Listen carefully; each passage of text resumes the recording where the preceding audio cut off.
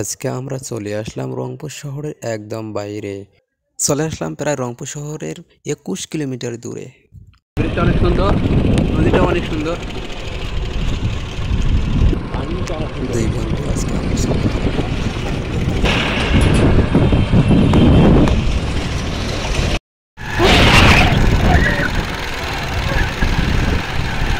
হঠাৎ দেখে আমার বন্ধু বাইক নিয়ে আমার বাড়ির সামনে উপস্থিত। তারপরে দুই বন্ধু চলা শুরু করলাম। বাসা দেখ চললে পার্কটি চিনে থাকবেন, কেননা এই পার্কটি অত্যন্ত জনপ্রিয়। আমরা পার্কে ঢুকবো না আজকে,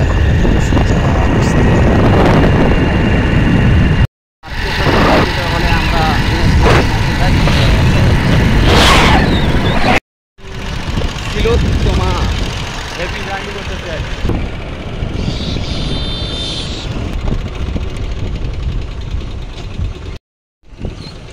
সামনে দেখলাম কি সুন্দর মসজিদ। ভিন্ন জগৎ থেকে আসা এই নদীটি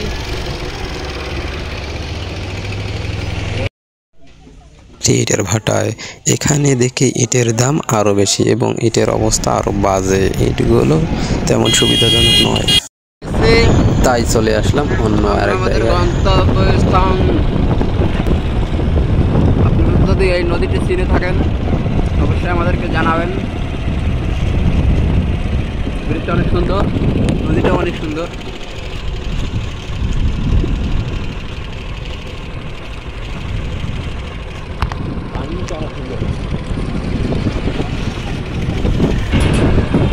ওরা ইটের ভাটায় দাম বেশি চাই, এজন্য আমরা অন্য আরেকটি ইটের ভাটায় চলে আসলাম। ইটের ভাটায় ইটের দাম জিজ্ঞেস করলাম। ভালো ইট, যেহেতু 16,000 ইট নেবো তাই একটু দেখে শুনেই নিতে হবে। আমরা 8-10টা ভাটা দেখে তারপরেই নেব।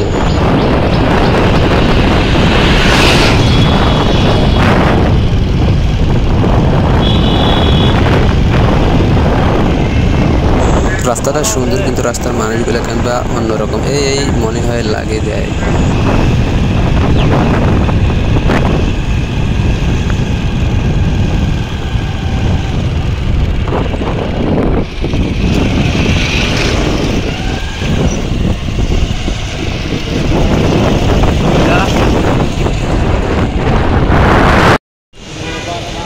অবশেষে আবারও রংপুর শহরে চলে আসলাম। এসে রংপুর শহরের মাঝামাঝি স্থানে অবস্থান করলাম। আমাদের এখন বাড়ি যাওয়ার পালা।